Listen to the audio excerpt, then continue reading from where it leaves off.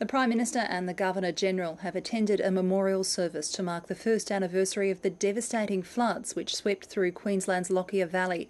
19 candles were lit, one for each of those who died when a wall of water raged through towns like Grantham and Gatton, flattening everything in its path.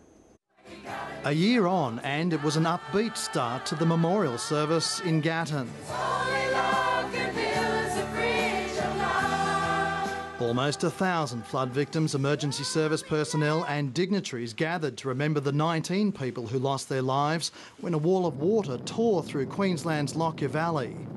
We, the leaders of the nation and this state, honour you in this place, this region made sacred by courage and by loss. The Governor-General paid tribute to the resilience of the locals and thanked those who helped in the aftermath. The heartbreaking ruin of homes and gardens, businesses and farms.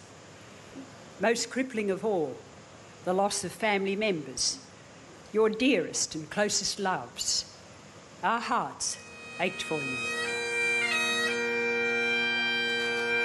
Earlier, a private dawn service was held in Grantham to reflect on the dozen people who were swept to their deaths there. We pause in the quiet as the day begins to break, to remember and to acknowledge the events of January 10, 12 months ago. There was a minute's silence and a dozen butterflies were released, one for each of the victims.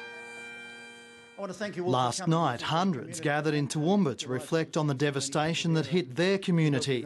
They paid special tribute to a mother and her son who were taken by the floodwaters. It's not the damage to property, to roads, to businesses, to farms that strikes a chord with all of us. It's the human face of the floods that endures and which captures our hearts. The local mayor says the rebuilding of lives continues. Many of them are still recovering from those events. The night ended with the unveiling of a special monument.